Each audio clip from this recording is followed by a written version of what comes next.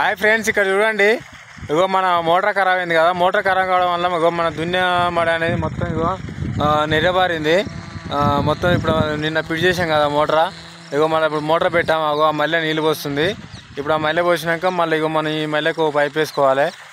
Pipe వేసుకొని ఇప్పుడు దీన్ని కూడా బారించుకోవాలి.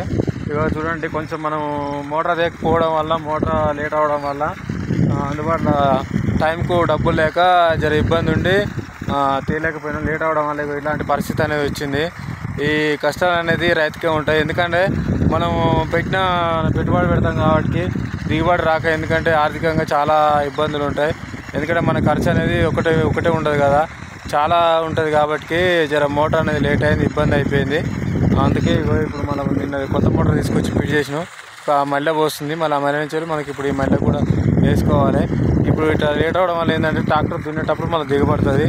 అప్పుడు చాలా జాగ్రత్తగా చూసుకుంటూ చేసుకోవాలి. అదేవిధంగా మీరు లైక్ చేయండి, షేర్ చేయండి, సబ్స్క్రైబ్ చేసుకోండి.